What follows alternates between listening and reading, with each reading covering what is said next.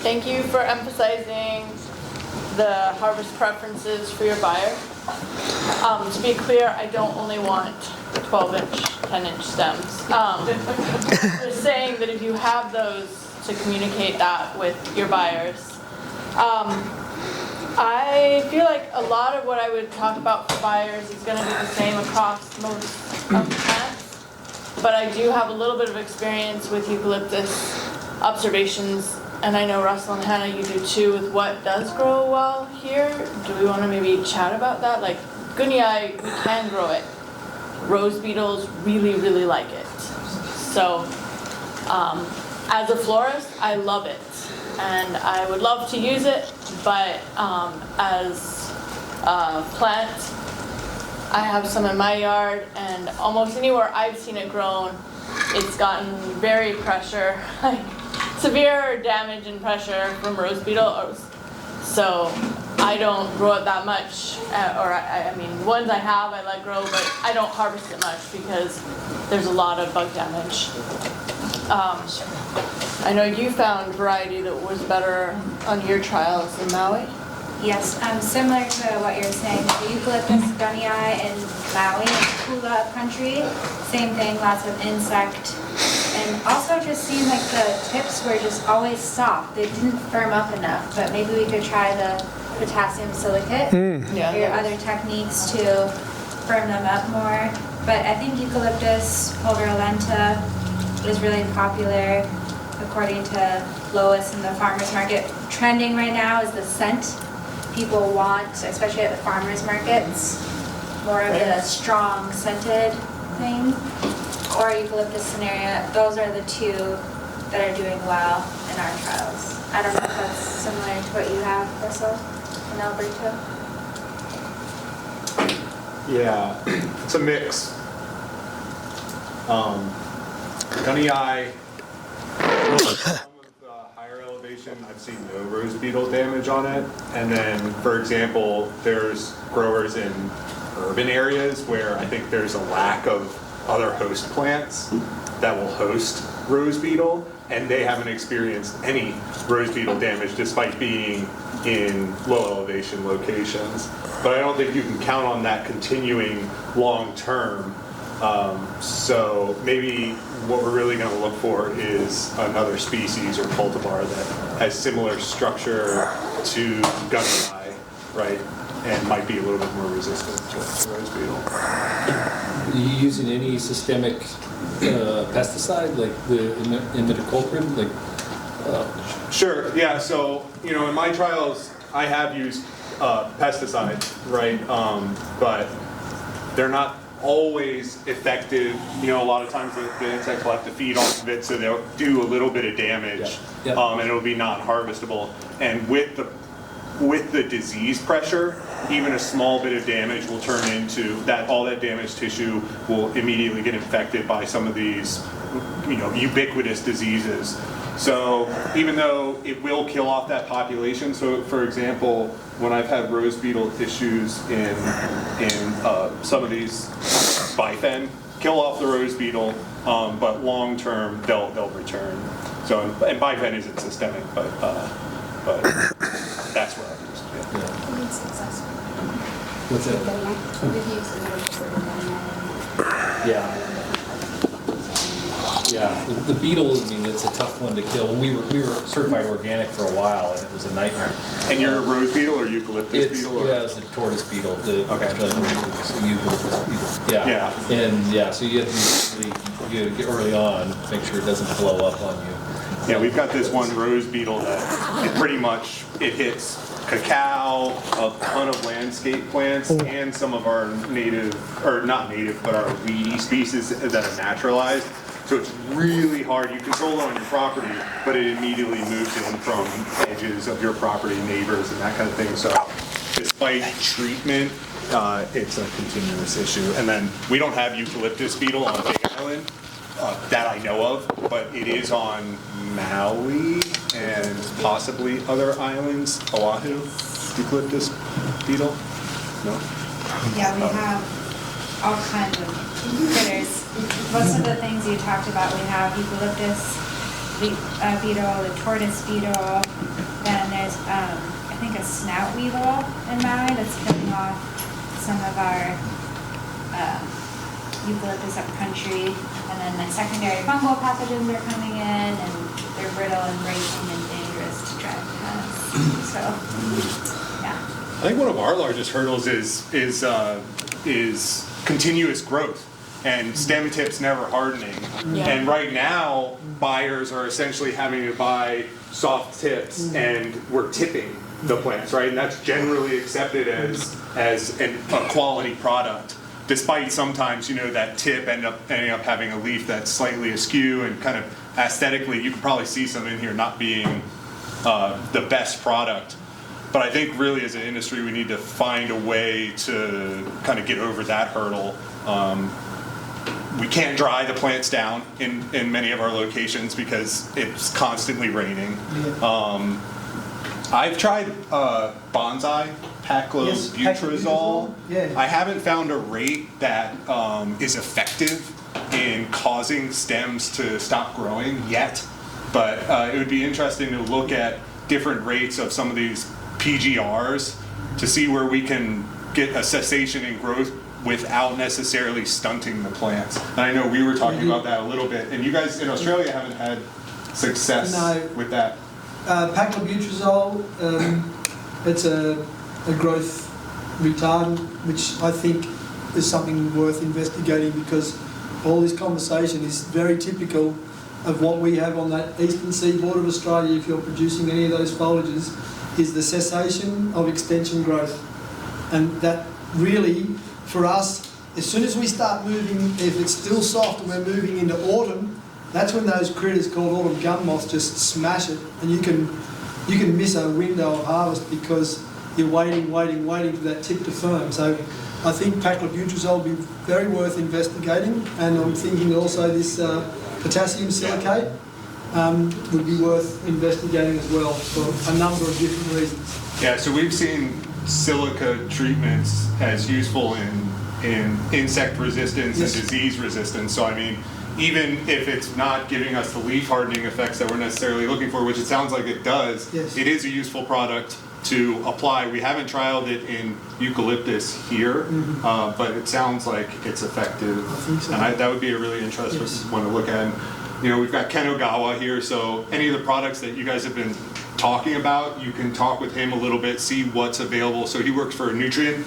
Ag Supply, and he will be able to tell us what some of those local options are, translating from Jeremy's and Troy's and slides into Hawaii available products. So feel free to stop by and talk to Ken. You mentioned potassium silicate. Yeah. You ever tried calcium silicate? No, You have any thoughts on that? I haven't seen it. I just was presenting on what I'd seen one of our local growers doing, Okay. so it might be worth having a look at calcium silicate. I saw that that's also another way to put silica into the plant. Yeah. Highly stable. And also calcium for Strengthening cell wall strengthening. Yeah. And you were saying it's clear. Yeah, So it's clear. it's possible that we'd avoid some of that residue that we were seeing in our silicon treatments, and we were having to rinse the plants afterwards because the silicon was staying as a residue on the flowers and foliage. Also, it's a foliar application? It's both, so it depends. Yeah, you can drench or foliar apply, but most of the effects have been foliar applications. Yes, and it's stable in a real wide range of pH levels. That would be neat to try. I have a question for you, Alison. And for designers in general, what is the demand? Do you prefer single long stems or one stem with multiple branches? So it depends on the application. I generally prefer multiples because then we could use it maybe for a couple things. If we have some shorter pieces, we could do a short thing with it and then use the longer ones. But every once in a while, it'd be nice to get them long. So it's nice if we know how they're going to come or an assortment. Like if they're all single stems, that sometimes it doesn't go as far. Is that what you both of you see too, like for the demand with eucalyptus and Watanabe too? Is that Do you We, agree? our school, we go back and forth, and, because we can manipulate the, especially like on the baby blue, the percentage of, and it's fluctuated over the years where, not so much the baby stem clean, single stem, they want the more branching, more volume out of that. And so we'll take those cutting, we were talking about those first, second, third branches, and so we'll just let more of those little side goes on. It's a little bit harder, just talking about the hardening off part than tender tips, so it's a little bit harder to get those, but there's more volume there. So we've seen a whole range of, swings. A lot of it is in design work, you want that single, it's more for texture, and you're just trying to get that height and different piece versus fill in an area in, so a little bit of everything. Goes back to communication. So if I had a design, I really wanted single pieces, I'd say, hey, I know your bunch usually mix, could I get like 10 stems of straighter pieces? Or if I wanted a bushier look, I'd probably say the opposite, so yeah. All goes back to communication between growers and farmers and florists. One note on what we call the silver dollar, the polyanthiums, is that the base life we talked about, don't expect the same base life out of that eucalyptus. In general, eucalyptus is the bulletproof one. I love it. It lasts forever in our arrangements. It goes forever. Silver dollar is the exception.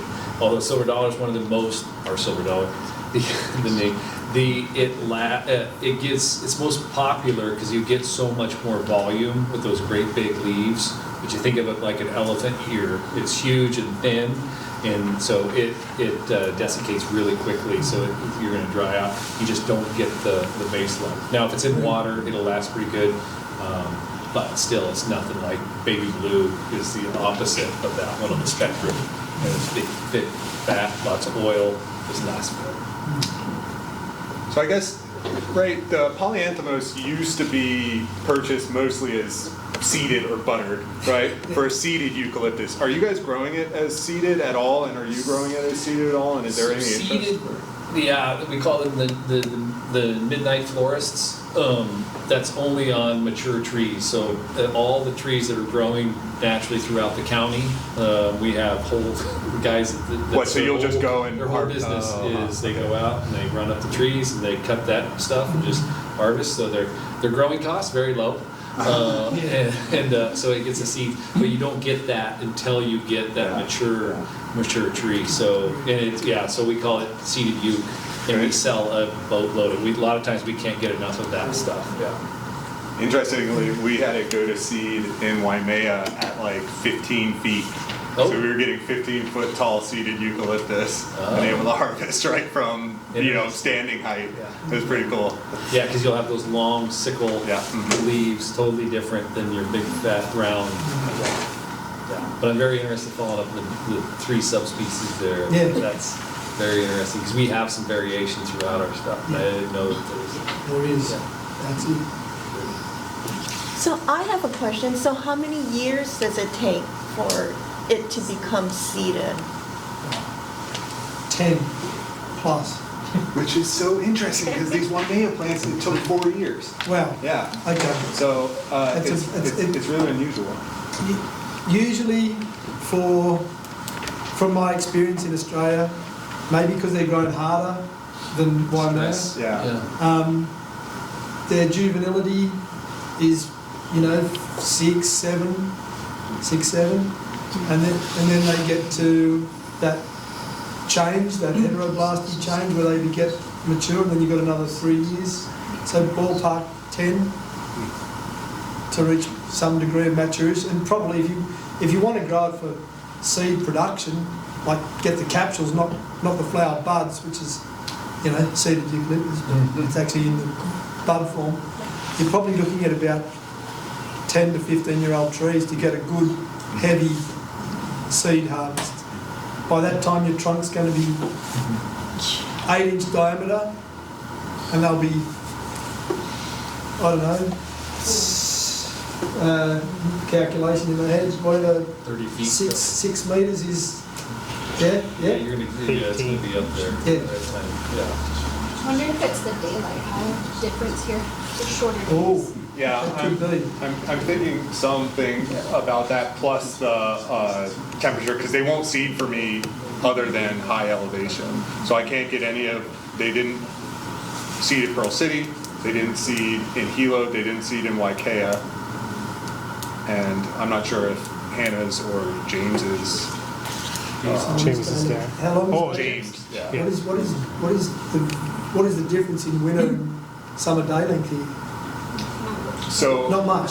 Like a Yeah, 3-hour it's- difference. it's almost, Pardon I yeah. think Maybe it's 3 only hours? maybe 3 hours. Really? Okay, because that could be it. Because in the latitude in which they grow, we're further south, where they're 34, 35 degrees south, and there is a real distinction between wintertime day length.